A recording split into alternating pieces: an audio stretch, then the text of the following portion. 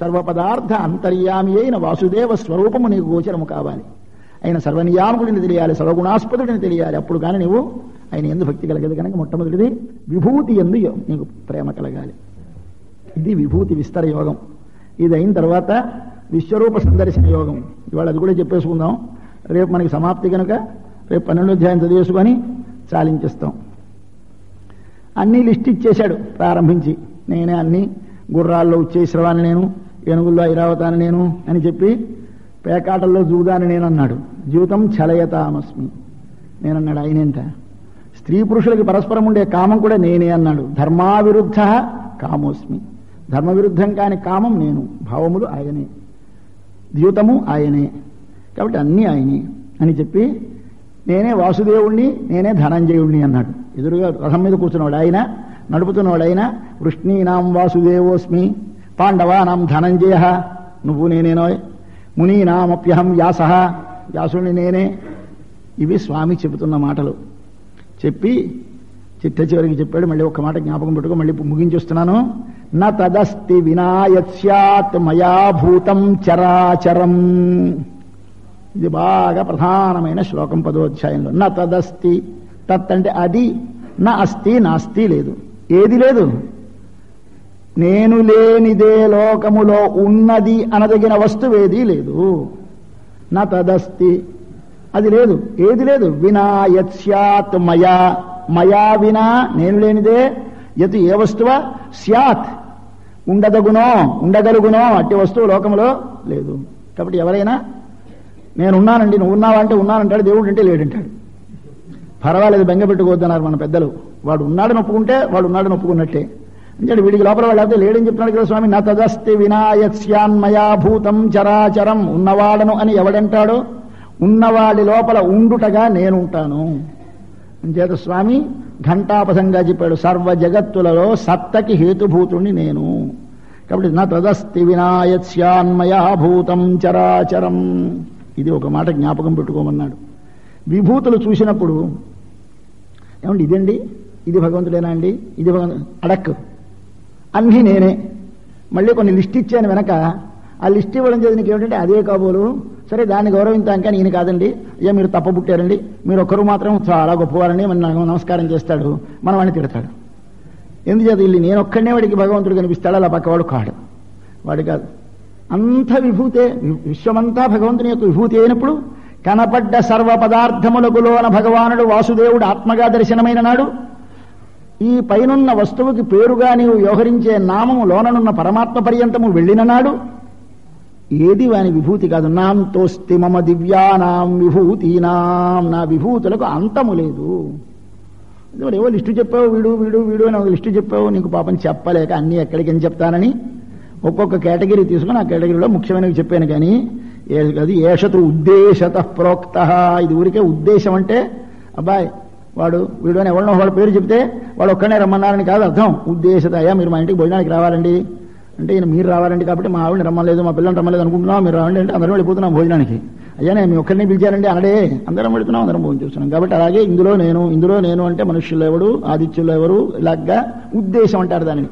అంటే ఒకదాని ఆ జాతికంతకి ఒకదానిని పేర్కొని చెప్పాను అని చెప్పి ఆఖరికి ఒక మాట చెప్తాను. నీకు నా విభూతిగా కొన్ని గోచరిస్తాయి, కొన్ని గోచరించవు. ఎందుకు గోచరించవు? ఇది సాక్షాత్ భగవంతుడేనండి. ఎవరిని?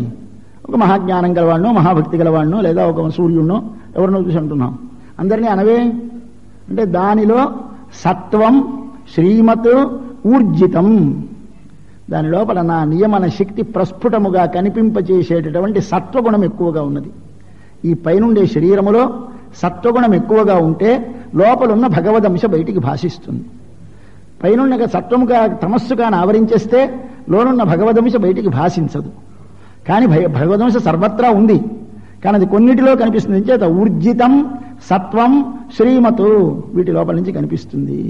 అదంతా నాది. అసలు ఎందుకు ఒక్క మాట చెప్పేస్తాను ఆఖరికి నాడు. అథవా బహునైతేనా, ఇన్ని మాటలు ఎందుకయ్యా, ఒక్క మాట చెప్తాను. ఏమిటి స్వామి చెప్పు. విష్టభ్యాహమిదం కృత్సనం, నేనే ఈ మొత్తము నీకు కనపడేది. ఇదం కృత్సనం, వస్తవాని మాట అంటూ ఉంటాడు. ఇదం సర్వం, ఇదం కృత్సనం. మళ్ళీ ఎక్కడైనా ఒకటి తప్పించేస్తామే మనమని, అయ్యే ఇది కాదు ఇది కాదంటే ఇదంతా నేనే ఉన్నాను. ఎలా ఉన్నాను? విష్టభ్య, వాటిని పరిణమింపచేసి వాటి లోపల నిలిచి ఉన్నాను. అయితే స్వామి నువ్వు వైకుంఠం ఖాళీ, గోకులం ఖాళీ, నువ్వు ఇక్కడికి వచ్చేసావా? ఏకాంశేనా, నా యొక్క ఒక అంశ భాగము చేత వీటి లోపల వ్యాపించి ఉంటాను, కానీ అంతా కాదు ఇది, ఇందులో ఒక అంశం ఉంటుంది. ఈ విధముగా నా నియమన శక్తి సాగుతుందని విభూతి యోగాన్ని చెప్పి దీనిలో ఏం చెప్పాడు? సర్వ పదార్థములలో భగవానుడు ఉన్నాడు, సర్వ శబ్దములు భగవంతునికే వాచకములు. ఇది 10వ అధ్యాయం యొక్క సారం. ఇది కలగాలి, భక్తి కలగడానికి ఇది మొదటి లక్షణం. ఇది కలిగిన తర్వాత ఇప్పుడేమంటున్నాడు అర్జునుడు? హే స్వామి ఏదో చెప్పావు కానీ చూడాలనుంది అన్నాడు. అది 11వ అధ్యాయం. ఇందాక స్వామి నీ గుణములను వినాలనుంది, నీ నియమన శక్తిని వినాలనుంది అన్నాడు. సరే చెప్పాడు. చెబితే విభూతి అంటే విశ్వమంతా పరమాత్మాత్మకముగా తెలిసి దానిని ప్రేమిస్తావు. ఇప్పుడు వానిని ప్రేమించాలి. ఇప్పుడు దీనిని ప్రేమించాం, దీనిని ప్రేమిస్తే చాలదు, వానిని ప్రేమించాలి, వానిని ప్రేమిస్తే చాలదు, దీనిని ప్రేమించాలి. దీనిని ప్రేమించడానికి దీని లోపల వాడు కనిపిస్తే ప్రేమిస్తావు. అక్కడ వెళ్ళినప్పుడు అరే మనం అనుకున్నదంతా ఇంట్లోనే ఉందే అంటే అప్పుడు వాడిని ప్రేమిస్తావు. అప్పుడు అటువైపు కలగడం కోసమని అంతా నాలోనే ఉన్నది. ఇది 11వ అధ్యాయం. ఇందాక అన్నిటిలో నేనున్నాను, ఇప్పుడు 11వ అధ్యాయంలో అన్నీ నాలో ఉన్నవి. ఇవి 2 భావాలు తెలియాలి. ఇది వాసుదేవ శబ్దమునకు అర్థం. వాసుదేవ అంటే సర్వపదార్థములయందు తాను ఉండువాడు, ప్రకాశించుచు ఉండువాడు. సర్వ పదార్థములు తనయందు ఉండువాడు వాసుదేవ. వాసు అంటే సర్వపదార్థములలో తానుండువాడు, వాసు అంటే సర్వపదార్థములు తనయందు ఉండువాడు. ఈ శబ్దమునకు అర్థం తెలియడం కోసమని 10, 11, 2 అధ్యాయములు స్వామి మనకి చూపించి, పుట్టగానే ఇంకా పసిపిల్లడు ఒళ్ళో పడుక్కోబెట్టుకుంది వారి అమ్మగారు. నీళ్లు పోసేప్పుడు నోట్లో పసుపు పెడతారు, కాస్త గట్టిగా నోరు ఆగలించి ఇంత పసుపు ముద్ద కుక్కింది.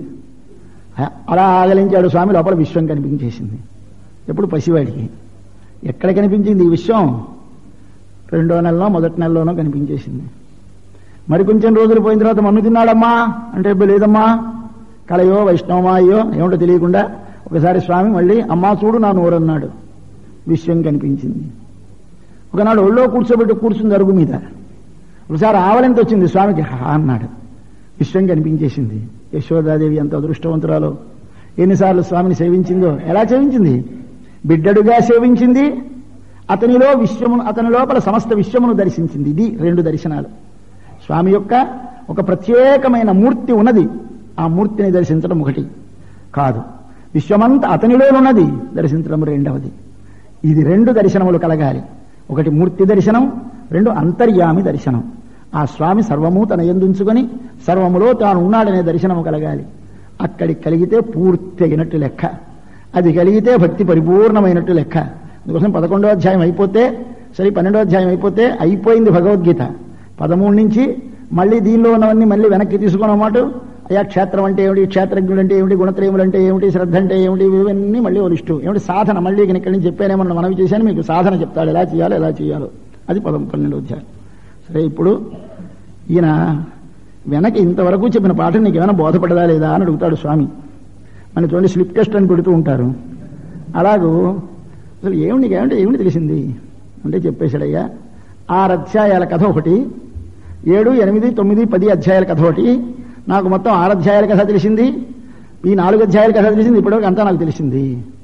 ఏమిటి తెలిసింది చెప్పు అన్నాడు స్వామి. గుహ్యం అధ్యాత్మ సంజ్ఞితం యత్ప్రయోక్తం వచః తేన మోహోయం విగతో మమ. మొట్టమొదటి ఏమిటి కలిగింది? ఇంక మోహం కలిగింది. ఏమిటి మోహం? శరీరమే నేను అనే మోహము కలిగింది. మోహం అనగా 2 వస్తువులను విడదీసుకుని వివేకము లేకపోవుట. చూసి మా మామగారులు, మా తాతలు, మా మేనతనాలు, గురువులు వీళ్ళందరినీ చంపడం ఎలాగూ? ఎవరు గురువు? లోనిదా బయటిదా? ఆ విడదీసుకోలేని మోహం కలిగింది. దానికి ఏం చేశాడు? 6 అధ్యాయాలు చెప్పాడు. అధ్యాత్మ సంజ్ఞితం గుహ్యం. అధ్యాత్మ ఆత్మస్వరూపమును గుర్చినటువంటి స్పష్టముగా ప్రతి వస్తువులోన ఉన్న ఆత్మ అనేటటువంటి చైతన్యం కలిగినటువంటి నేను అని వ్యవహరింపబడేటువంటి వస్తువు ఏమిటో చెప్పి 6 అధ్యాయములలో జ్ఞాన యోగమును ఉపదేశించాడు కనుక స్వామి. 6 అధ్యాయముల కథ నాకు బాగా బోధపడ్డది, దానివల్ల నా మోహం పోయింది. తర్వాత అన్నాడు 7, 8, 9, 10 తెలిసాయి. ఏమిటి తెలిసాయి? భవాప్యయౌ హి భూతానాం శృతౌ విస్తరసో మయా త్వత్తః. స్వామి భవ అప్యయ. భవ అంటే బయటికి వచ్చుట, అప్యయ అంటే లోనికి చేరుట. భవ అప్యయ అంటే సృష్టి ప్రళయము. దీనికి సంస్కృతంలో భవ అప్యయ. భవ అంటే అగుట, అప్యయ అంటే మరుగుపడుట, కనపడకపోవుట. అంతేగాని పోవుట కాదు, పోడు, ఇప్పుడు ఉంటుంది కానీ మనకి తెలుసుకుందికి వీలు కాకుండా కలిసిపోతుంది. కాబట్టి భవ అప్యయములు ఎవరు? త్వత్తః నీవలని. ఇది కదా చెప్పాడు, 7వ అధ్యాయంలో చెప్పాడు, 8 చెప్పాడు, 9 చెప్పాడు, 10 చెప్పాడు. నేనే నేనే నేనే తెలిసాయి. అమ్మయ్యా, ఇప్పుడు కృష్ణ భగవానుడికి పోనీ చెప్పినది కాస్త ఫలించింది, వీడు కాస్త జ్ఞానం తెలుసుకున్నా అంటే సంతోషం. పాపం గురువు గారికి తెలుసుకోలేకుండా అలా వెరిమొహం పెట్టు కూర్చుంటే ఏమిటి అడిగితే సమాధానం లేకపోతే ఏడుస్తాడు కనుక చెప్పాడు. చెప్పిన తర్వాత మహాత్మ్యమపి చావ్యయం, నీ మహాత్మ్యం కూడా తెలుసుకున్నాను. ఏమిటి మహాత్మ్యం? 10వ అధ్యాయం. భవాప్యయౌ భూతానాం 7, 8, 9. మహాత్మ్యమపి చావ్యయం 10వ అధ్యాయం 2 కన్నా. అంతకుముందు 6 అధ్యాయాలు గుహ్యం అధ్యాత్మ సంజ్ఞితం తెలుసుకున్నాను. కాబట్టి నాకు 10 అధ్యాయాలు కంఠస్థంగా బాగా తెలిసిపోయిందయ్యా. అయితే మరి ఇప్పుడు ఏమిటి కావాలి నీకు? ద్రష్టుమిచ్చామితే రూపం. నేను అంతా ఉన్నాను, అందులో ఉన్నాను, ఇందులో ఉన్నాను అన్నావే, అసలు ఏమిటది? డప్పాలా లేదా నిజమో మనకి కొంచెం అనుమానంగా ఉండదు కదా చూస్తే. కానీ ఒకసారి ప్రాక్టికల్ చేయించాలి, థియరీ చెప్పేసి వదిలేయకూడదు, మాట ప్రాక్టికల్గా చూపించాలి. ఇక్కడ ఒకసారి ద్రష్టుమిచ్చామితే రూపం, నీ రూపాన్ని చూడాలనుకుంటున్నాను. ఎటువంటి రూపం కావాలి? ఐశ్వరం. ఐశ్వరం అంటే అన్నిటిలో నుండి నియమిస్తానన్నావే, ఆ రూపాన్ని ఒకసారి చూడాలని చూపించమన్నాడు. మళ్ళీ భయం ఏమో అని మళ్ళీ పాపం విధేయంగా మాట్లాడాలి. గురువు గారి దగ్గర కూడా తొందరపడి అయ్యా నాకు చెప్పండి ఆ పాఠం అనకూడదు. మన్యసే ఏది తచ్చక్యం. స్వామి అది నేను చూడగలనని మీరు అనుకుంటే చెప్పండి. అయ్యా నాకు అది బోధపడుతుందంటే చెప్పండి అని అడిగాను. అయ్యా చెప్పండి బ్రహ్మసూత్రాలు, నాకంటే ఎలా కుదురుతుంది, వాడికి బోధపడదు. అయ్యా నాకు బ్రహ్మసూత్రాలు చెప్పేయండి అంటారు. చెప్పకూడదు, వాడికి బోధపడుతుందో లేదో చూసుకొని చెప్పాలి. అలాగే మన్యసే ఇది తచ్చక్యం మయా ద్రష్టుమితి ప్రభో, అది నేను చూడడానికి నాకు యోగ్యత ఉన్నది, శక్తి ఉన్నది అని మీరు అనుకుంటే నాకు చెప్పండి, చూపించండి అన్నాడు. అంటే ఓ చూడవాయ్, ఏం పర్వాలేదు, ఒక్కసారి అన్నీ కనిపిస్తాయి, గాబరా పడకు, చాలా అన్ని రూపాలు కనిపిస్తాయి, శతశః సహస్రశః రంగురంగులు ఆకారాలు మొత్తం అంతా కనిపిస్తాయి. ముందు వర్ణించేశాడు. సూర్యుడు కనిపిస్తారు, రుద్రుడు కనిపిస్తారు, అశ్విని దేవతలు అందరూ కనిపిస్తారు. ఒక్క చోట జగత్తంతా కనిపిస్తుందో, నువ్వు ఎక్కడికి వెళ్ళకలే, ఇక్కడే కూర్చొని ఇలా పెడితే ఏదో చూపిస్తారే కాశీ చూడరా బాబు అన్నట్టు అలాగా అది పెట్టేస్తే ఆయన పెట్టేశాడు. పెట్టేస్తే ఓ అంతా కనిపించేస్తుంది. ఇహైకస్థం జగత్కృత్స్నం అంతా నీకు కనిపిస్తుంది. ఎక్కడ? మమ దేహే. మళ్ళీ అక్కడ మాట మమ వదలడు, మాం వదలడు, మయి వదలడు. ఇది గుర్తుపెట్టుకుంటూ ఉండాలి. ఎక్కడో కనిపిస్తుంది, నాలో, నా శరీరంలో కనిపిస్తుంది. ఇది కృష్ణుడు అంటే. కృష్ణుడు అంటే రూపం లేదు, కృష్ణుడు అంటే గుణాలు లేవు, కృష్ణుడు అంటే బయటంతా లేదండి, ఊరికి అబద్ధాలకి అలా మనకి చెప్పాడు. ఇదంతా దానికి ఇన్నర్ మీనింగే, ఏదో మరొకటి ఎసటరిక్ మీనింగ్, ఇలాగ లోపలికి వెళ్ళిపోతూ ఉంటామే. కాదు, నేను నా శరీరంలో చూడు. మమ దేహే గుడాకేశ, నా శరీరంలో ఉన్నాడు, చూపిస్తాను చూడు. అయితే మరి నేను చూడగలనా? బెంగక్కలేదు. దదామి దివ్యం తే చక్షు పశ్య మే యోగమైశ్వరం. నీకు దివ్యమైన చూపిస్తాను. దివ్యం దదామి తే చక్షు. దివ్యం అంటే ప్రకాశవంతమైన. దివ్ అంటే ప్రకాశించు. దీని పేరేమిటి? దీపం. దివ్య. ఏమిటి దివ్య? ప్రకాశించున్నది, ప్రకాశింపచేయున్నది. ఇక్కడ దివ్యం ప్రకాశింపచేసే, ప్రకాశించే ఒక కన్నిస్తా, నీ కన్ను కాదు, ఆ కంటితో చూడు నీకు కనిపిస్తుంది అని స్వామి చెప్పి, అప్పుడు సంజయుడు ధృతరాష్ట్రుడు, స్వామి ఇలా చెప్పాడండి, చెప్పి చూపించేశాడు. ఈయన ఏం రూపం, ఈయన చూశాడు సంజయుడు. ఈయనకి చూడటానికి ఈయనకి ఏం అదృష్టవంతుడు ఆ సంజయుడు తెలియదు, మహానుభావుడు. ఇక్కడ కూర్చొని మనం ఎలా అయితే టెలివిజన్ చూస్తున్నాం అలా చూసేశాడు. ఇక్కడ కూర్చొని యుద్ధంలో జరుగుతున్న మాటలు వినిపించాయి, చూపులు చూశాడు. అప్పుడే ఉన్నది టెలివిజన్ అన్నట్టుంది, కానీ అప్పుడు లేదండి అంటాం మనం. కానీ ఉన్నట్టు సంజయుడికి స్వామి అనుగ్రహించాడు. ఆయన చూశాడు. చూసి అదిగదిగో ఎన్ని రూపాలో ఏమి అనేక రూపాలు అనేక వర్ణించేస్తున్నాడు. అన్నీ చూశాడు. ఎలాగుంది అంటే ఒక్కసారి 1000 మంది సూర్యులు అంతరిక్షంలో ఒక్కసారి కానీ వెలిగితే ఎంత వెలుగు వస్తుందో అంత వెలుగు వచ్చిందయ్యా అన్నాడు. చెప్పలేక, ఏమిటో చెప్పలేక, అదిగో కబురుగ శర్మ వాడు, దివి సూర్య సహస్రస్య భవేద్యుగపదుత్థిత యది భాసదృశీ సా స్యాత్ భాసస్తస్య మహాత్మనః. అది ఆయన యొక్క కాంతి. అటువంటి చోట ఒక్క చోట జగత్తంతా కనిపించింది అర్జునునికి. చూశాడు అర్జునుడు, గాభరా పడిపోయినాడు. వాడు పాపం ఇప్పుడు ఇలా ఉంటుంది అనుకోలేదు, ఏదో సరదాగా చూడొచ్చు అనుకున్నాడు. అదేమో మనిషిగా లేడు, వణికిపోతోంది శరీరం, ఉండే కుదురుపడ్డం లేదు, చూపులు చూడడానికి వీలు కాకుండా ఉంది. లైట్ వస్తేనే, వీధిలో పెద్ద లైట్ కొడితేనే మన కళ్ళు కనిపించవు. అలాంటిది 1000 మంది సూర్యులు ఒక్కసారి ఆవిర్భవించినటువంటి వెలుగు వచ్చింది. ఒకసారి చూసి చెప్తున్నాడు, పశ్యామి దేవాంస్తవ దేవదేహే. స్వామి నీ శరీరంలో, మళ్ళీ ఇక్కడ జ్ఞాపకం పెట్టుకుంటారు, నా శరీరంలో ఆయన ఉన్నాడు. నీ శరీరంలో ఎక్కడో విశ్వమంతా ఒక వీడికి కనిపించేసేలాగు కళ్ళు ముసిలాని నీళ్లు రాసేసి చూడు ఇప్పుడు అంతా కనిపించేస్తున్నాడు, ఎక్కడ ఏమీ లేకుండా కనపడదు. ఆయన ఎదురుగా కనిపిస్తాడు, ఆయన శరీరంలో విశ్వం కనిపిస్తుంది. ఇది విచిత్రమైన సన్నివేశం. అవతారం కృష్ణుడు మహానుభావుడు నీ శరీరంలో చూస్తున్నాను. ఎవరు కనిపిస్తున్నారు? బ్రహ్మగారు కనిపిస్తున్నారు, ఈశ్వరుడు కనిపిస్తున్నాడు, ఋషులు కనిపిస్తున్నారు, అందరూ కనిపిస్తున్నారు. ఇక్కడి నుంచి పెద్ద కనిపించిన వారందరినీ వర్ణించాడు. వర్ణించి అయ్యా మొత్తం నీ రూపం అంతా ఆవరించేసింది, అళ్లే కాదు ఇల్లు ఈయనకి అసలు చూపించాలి. ఏమిటి చూపించాలి? యుద్ధం చేయనన్నాడు కదా, అందుకే వాడిని కొంచెం భయపెట్టి లొంగ తీసేయాలి. అంచేత స్వామి ఏం చేస్తున్నాడు? అరుగరుగో మా ధృతరాష్ట్రస్య పుత్రా సర్వై సహ అవని పాల సంఘై భీష్మ ద్రోణ సూతపుత్ర అందరూ లోపలికి వెళ్ళిపోతున్నారు. అస్మదీయై మా వాళ్ళు వెళ్ళిపోతున్నారయ్యా లోపలికి. అందరూ తమరు వెళ్ళిపోతున్నారు, వాళ్ళు వెళ్ళిపోతున్నారు, స్వామి నోట్లో ఉండిపోతున్నారు. ఆ నేత కళ్ళు నోరు విప్పుంది. ఎలాగునే మంచి కోరలు దముష్ట్రాకరాళ అని ఇందాక ఎలాంటి వాడు మంచి అందమైన మూర్తి స్వామి కృష్ణుడు అంటేనే అందం. ఆ అందానికి పుట్టినీళ్ళైన స్వామి ఒక్కసారి భీషణమైనటువంటి తన రూపాన్ని దర్శింపజేశాడు. చూశాడు, పెద్ద వేగంతో వరదలు వచ్చి సముద్రంలో వెళ్ళిపోయినట్టు వెళ్ళిపోతోంది మొత్తం అంతా నీ లోపలికి. ఆశ్చర్యంగా ఉన్నది. ఆయన అంతా చూసి అదిగో అందులో నేను కనిపిస్తున్నాను, మా వాళ్ళందరూ కనిపిస్తున్నారు, అందరూ నీ కొరల మధ్య నలిగిపోతున్నారు. ఎవరు స్వామి నువ్వెవరు అన్నాడు. ఇంతసేపు సారథిగా ఉండి నేనే నీకు చూపిస్తానని మమదేహి అని చెబితే ఆ మమదేహి మరిచిపోయినాడు.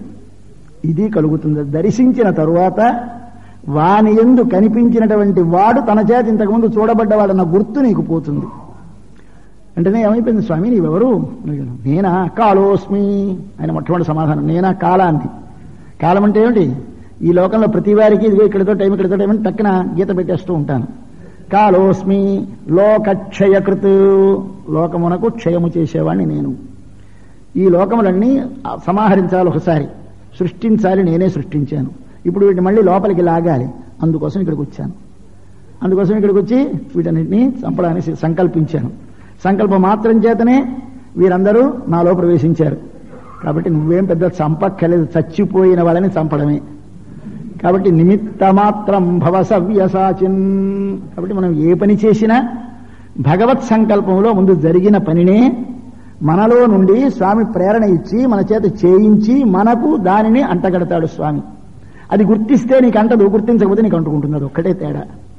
అరే స్వామి నీవే నాకు ఈ సంకల్పాన్ని కలిగించావా, నీవే నా చేతి పని చేయిస్తున్నావా అనే సంకల్పములో కానీ నీకు పరిశుద్ధి కలిగి వాడి పర్యంతము కానీ వెళ్ళిందా నీకు అది అంటదు, నాకు అంటుతుంది. నేను చూసుకుంటాను దాని సంగతి.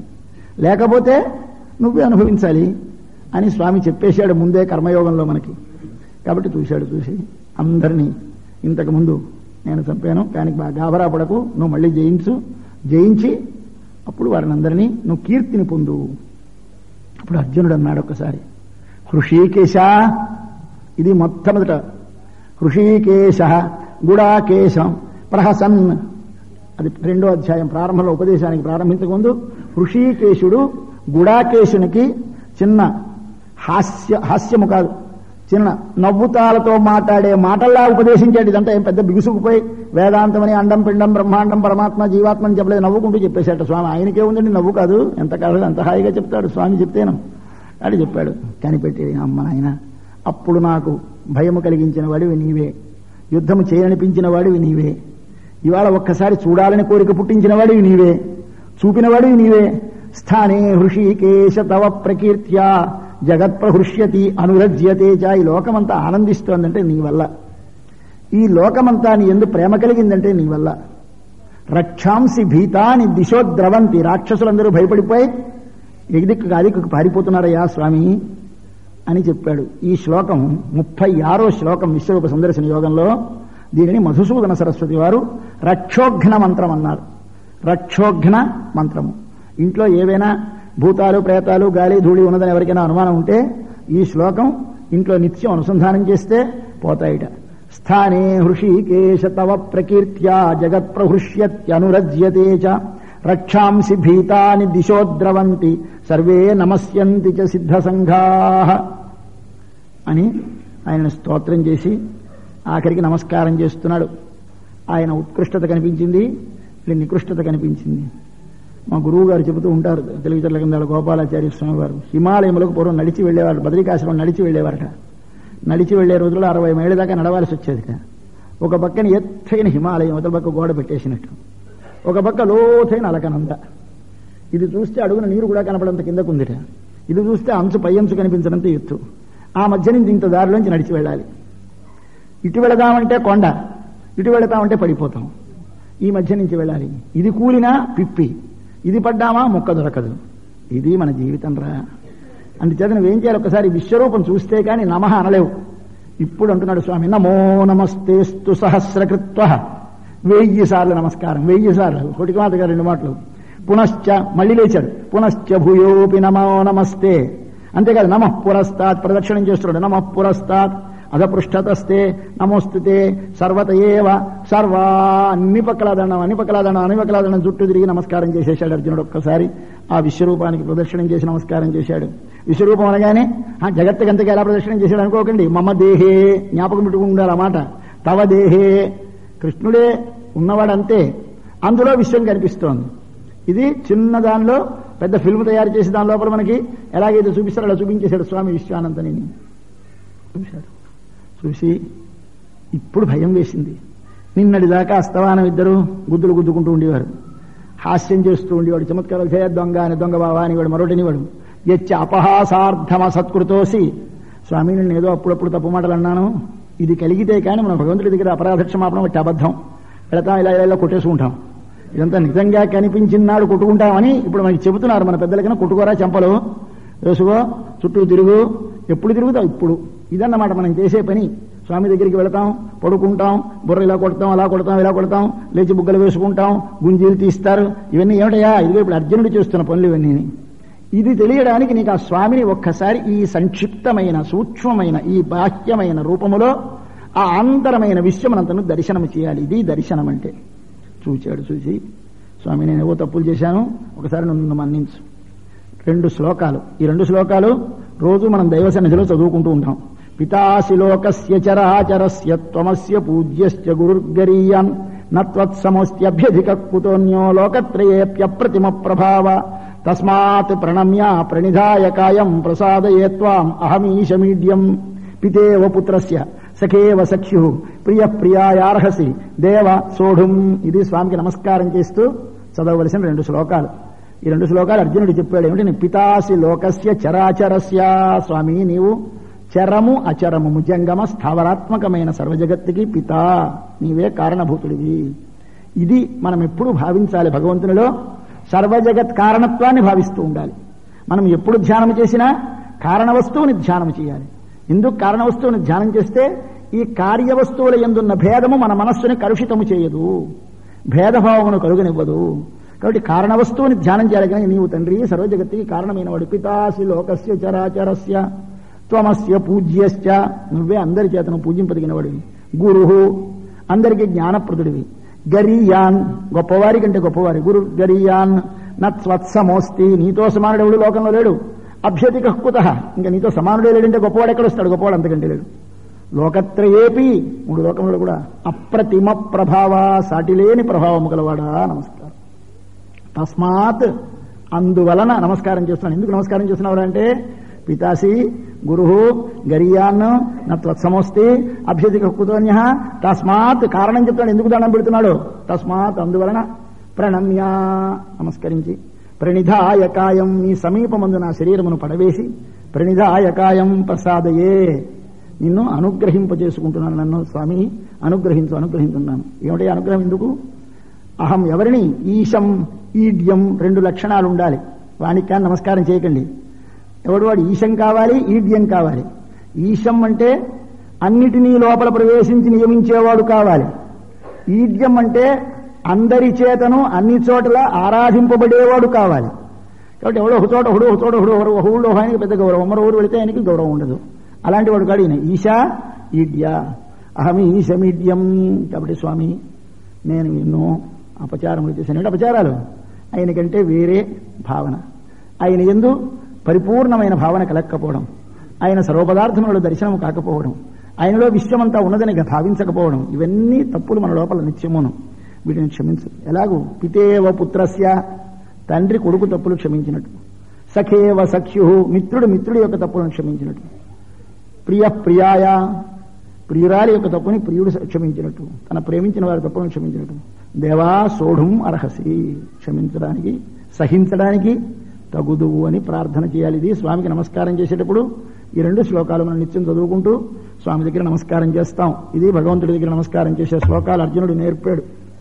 అయిపోయింది. చాలా సంతోషించాను, కానీ ఈ రూపం నాకు వద్దు బావా అన్నాడు. తేనైవ రూపేణ చతుర్భుజేనా, మళ్ళీ వెనకటి 4 భుజముల రూపాన్నే నాకు చూపించమన్నాడు. ఆ కిరీటం, ఆ రూపం ఏం అందంగా ఉంది, ఆ రూపంతో చూపించు అంటే, ఇంతకుముందు కృష్ణుడికి 4 భుజాలున్నాయా అని సందేహం. తేనైవ రూపేణ చతుర్భుజేనా అన్నాడే, అప్పుడు 4 భుజాలున్నాయా అంటే, స్వామి అవతరించినప్పుడు చతుర్భుజములతో భగవల్ లక్షణములతో లాంఛనములతో అవతరించాడు. తరువాత ఏమి ఆయన చెప్పాడంటే, నన్ను మనసార ప్రేమించిన వారికి 4 భుజములు కనిపిస్తాయి, ప్రేమించిన వారికి 2 భుజములు కనిపిస్తాయి అని స్వామి కండిషన్ పెట్టేశాట. అంటే తర్వాత ఎవరు ప్రేమిస్తే వారికి అందరికీ 4 భుజాలు కనిపించేవి, లేని వారికి కనిపించేవి కావు. కాబట్టి వాళ్ళందరూ పిచ్చెత్తిపోయి సాక్షాత్ భగవంతుడే అన్నట్టుగా గోపికలు వెళ్ళి నకలు దేవకీ నందనో భవాన్ అఖిల దేహినాం అంతరాత్మదృక్ అని పొగిడారు. ఏమిటి, వీళ్ళు వ్యభిచారం కోసం వెళ్ళినట్టు కనిపిస్తుంది భాష్యంగా. వాళ్ళు ఆడిన మాటలలో ఏమంటున్నారు, స్వామి నీవు గోపికానందరుడివి కావయ్యా, సమస్త జీవులకు లోపల ఉండి దృష్టిని జ్ఞానమును ప్రసాదించిన వాడివి నీవు అంతరాత్మదృక్ అని స్తోత్రం చేశారు. ఎలా తెలిసింది? 4 భుజాలతో కనిపిస్తాయి అనరండి. మనకు కనిపించాడు ఎవడు కనిపిస్తాడు, 2 చేతులు వాడు కనిపిస్తాడు. మన లోపల ప్రేమ లేదు కాబట్టి 2 భుజాలు కాదు, మాకు తేనైవ రూపేణ చతుర్భుజేనా దర్శనమయ్యి స్వామి. అందుచేతనే ఒకే మూర్తిని చూసి కొందరు ఆయన్ని భగవంతుడిగా భావించారు, కొందరు ఆయన్ని మనుష్యమాత్రుడుగా భావించారు. అక్రూరుడు, మాలాకారుడు, ఉద్ధవుడు, కుబ్జ, గోపికలు, వీరందరూ విదురుడు మొదలైన వారందరూ స్వామిని సాక్షాత్ భగవంతునిగా భావించారు. అలాంటి సంబంధమే కలిగిన శిశుపాలుడు, దంతవక్తుడు, వీరందరూ ఆయనను చూసి దుర్యోధనాదులు మనుష్యమాత్రుడుగా భావించారు. కారణం ఇటు వాళ్ళకి 2 చేతులే కనిపిస్తాయి, వీరికి 4 చేతులు. అదేమిటండి అలా గారడయ్యా? కాదయ్యా, నీ ప్రేమని బట్టి. అయితే మన సంకల్పాన్ని బట్టి ఆయన మారుతాడా? మారుతాడు. మన పిల్లడు మనకెంతో అందంగా కనిపిస్తాడు, పై వాళ్ళకి అందంగా కనిపించడు. అదికాక మన పిల్లడిని ఎత్తుండే మనకి బరువు ఉండడు, ఇలా లైట్ తీసి పెట్టేస్తుంది తల్లి సంకని, పై వాళ్ళకి బా చాలా బరువుగా ఉంటాడు వాళ్ళకి. ఏమయ్యా, ఇది రామాయణంలో చెప్పాడు స్వామి. లక్ష్మణస్వామి మూర్ఛపడిపోయినాడు, కొట్టేశాడు రావణాసురుడు, మూర్ఛపడిపోయినాడు. పడిపోయిన తర్వాత రాముడికి లక్ష్మణుడు అంటే ప్రాణం. వీడిని కానీ కదిలించి పట్టుకుపోయినామా మన ఊళ్ళోకి, మరి వీడిని ఎక్కడో చోట బంధించేసి లోపల పడేస్తే మొత్తం అంతా పోయి మొత్తం అంతా జయించేసినట్టే కనుక వీడిని తీసుకెళ్ళిపోతామని ఒకసారి వాడిని గట్టిగా ప్రయత్నపూర్వకంగా లాగాడు. ఏముందనుకున్నాడు, పెద్దవాడు వీరు కైలాస పర్వతాన్ని ఊపినవాడు. లక్ష్మణునిగా మాత్రం తీసుకుపోచిందంతా మనిషి పడుకున్నాడు. హిమవాన్ మందరో మేరుహు, ఇంతకుముందు హిమోత్పర్వతం మందర పర్వతం మేరు పర్వతాన్ని కదిలించినటువంటి వాడు కదల్చలేకపోయినాడు, ప్రయత్నం విరమించి వెళ్ళిపోయినాడు. ఆంజనేయ స్వామి కబురు వెళ్ళింది, అయ్యా లక్ష్మణుడు పడిపోయినాడు, మూర్ఛపడిపోయినాడు. పరిగెత్తుకొచ్చాడు, తీసి వెంటనే ఇలా తీసి భుజం మీద పడేసి వెళ్ళిపోయినాడు. ఏమయ్యా, రావణాసుడి కంటే హనుమంతుడు బలవంతుడా? కాదు. మరైతే ఈయన కాని ఒకడికి బరువుగా ఉండాలి, ఒకడికి తేలిగ్గా ఉండాలి అనుకున్నాడా? కాదు. మరేమిటి, నీ హృదయములో భావము చేత బరువు తేలిక. వాడికి ద్వేషభావము చేత బరువైనాడు, ఈయన ప్రేమభావము చేత తేలికైనాడు. చేత భగవంతుడు ఎవరు తనను ప్రేమిస్తారో వారికి 4 రూపములతో చతుర్భుజములతో తన పరత్వాన్ని దర్శనం చేయిస్తాడు. ఎవరు తమని ద్వేషిస్తారో వాడికి 2 భుజములతో మనుష్యత్వాన్ని దర్శింపజేస్తాడు. ఇది విచిత్రమైన సన్నివేశమయ్యా, ఆయన ఒకడే అని చెప్పి, అయ్యా రూపం చూడడానికి ఏం కావాలనుకోకు, దీనికి వేదాలు చదివినా కనపడను, యజ్ఞం చదివినా కనపడను, బాగా చదువుకున్నా కనపడను, ఏం చేసినా కనపడను, నువ్వు ఒక్కడివి తప్ప ఇంతవరకు వాళ్ళు చూడలేదు, ఇవాళ నీకు ఎలాగో చూపిస్తున్నాను కదా అని ఎన్నాళ్ళ నుంచో దేవాప్యస్య రూపస్య దర్శనకాంక్షణ దేవతలందరూ చూడాలనుకుంటున్నారు. పాపం పోనీ ఇవాళ కూడా వాళ్ళకి ఛాన్స్ ఇచ్చేద్దామని వాళ్ళకు కూడా కనిపించాను, కానీ ఇంతవరకు ఎవరికి కనిపించలేదు. నహిత్వదన్యేనా, ఎవరికి కనిపించలేదు అని చెప్పాడు. ఆయన భయపడి వాళ్ళని ఓదార్చాడు. అప్పుడు స్వామి చూశాడు, మళ్ళీ మామూలు రూపంలో కనిపించాడు. మళ్ళీ అర్జునుడు బావే హాయ్ బావా అన్నాడు. ఇప్పుడు ఇంతసేపు భయపడిపోయి గాబరా పడిపోయినవాడు ఒకసారి మళ్ళీ స్వామిని చూశాడు, ప్రీతితోటి దగ్గరికి వెళ్ళాడు. సచేతాహ అంటాడు, అమ్మయ్యా నా మనసు కుదుట పడ్డది. అసచేతాహ ప్రకృతింగత, నేను మళ్ళీ మామూలు మనిషిని అయినావు కృష్ణ అన్నాడు. అని అప్పుడు స్వామి చెప్తాడు, అబ్బాయి రూపం చూడాలంటే ఏమక్కర్లేదు, గట్టి ప్రేమ కావాలి. భక్త్యాత్వనన్యయా శక్య, అదొక్కటి కావాలి, అనన్య భక్తి కావాలి. నీకు మరి ఏం చేసినా నేను కనపడను. భక్త్యాత్వనన్యయా శక్య, అదేమయ్యా అలాగూ పెద్ద వేదాలు చదువుకుంటే, యజ్ఞాలు చదువుతుంటే, తపస్సు చేసుకుంటే కనపడవా? ప్రేమిస్తే కనపడతావా? ఇది కొంచెం ఏమిటో బాగులేదయా, మోసంలో ఉంది. ఏం చేసేది? That is my weakness. అహమేవం విధోర్జున, అది నా వీక్నెస్. ఏమిటి చేసేది? వాడు ప్రేమిస్తే నేను ప్రేమించకుండా ఉండలేను. కాబట్టి గట్టిగా ప్రేమించాడంటే నేను గట్టిగా ప్రేమిస్తాను. అంచేత నేను వాడికి కనపడతాను కానీ లేకపోతే కనపడినయ్యా అని చెప్పాడు. చెప్పి ఆఖరికి పూర్తి చేసేస్తున్నాడు. మత్కర్మకృత్ మత్పరమ మద్భక్త సంగవర్జిత నిర్వైర సర్వభూతేషు యసమామేతి పాండవా. ఇటువంటి భక్తి కలిగి ఆ భక్తికి అభివృద్ధి పొందినటువంటి వాడెవడో వాడు ఏం చేస్తూ ఉంటాడు? మత్కర్మకృతు, నా పనులే చేస్తున్నాడు. ఏ పని చేస్తున్నా నా పని. ఈ పని భగవంతుడిది అని లేదు, అన్ని పనులు వాడివే. చెప్పాడు ఆయన, యజ్ఞము నేను, దానము నేను, తపస్సు నేను, స్వధా నేను, స్వహాకారం నేను, అన్నీ నేనే. కాబట్టి నువ్వు ఏ పని చేస్తే ఆ పని ఆయన పని. కాబట్టి మత్కర్మకృతు. ఎప్పుడైతే అలా పని చేస్తాడో ఏమవుతుంది? మత్పరమ, వాడికి ఆయన కంటే మరొకటి ఏది ఎప్పుడూ మనసు లోపల భాషించదు. మత్పరమ, ఇలా కలగడానికి ఏమిటి ఉండాలండి? మద్భక్త, తర్వాత నా యందు ప్రీతి కలుగుతుంది, ప్రేమ కలుగుతుంది. కలగ్గానే ఏమవుతుంది? ఒకదాన్ని ఎక్కువగా ప్రేమించామనుకోండి, ఆ రెండో వాళ్ళ వైపు చూడాలని ఉండదు. మనం పానకం ఇష్టంగా తాగుతూ ఉంటాం, మధ్యలో పులుసు తీసి ఉమ్మేస్తాం. పుల్లా ఇలా పరిశీలిస్తావా? పరిశీలింతో ఉప్పుకున్న పక్కన ఉమ్మేస్తావు. అలాగే ఏది నీకు అనుభవానికి అంతరాయమైతే దాన్ని పక్కకు పరిహరిస్తావు. కాబట్టి సంగమును వదిలిపెట్టడానికి ముందు సాధనం అక్కర్లేదు.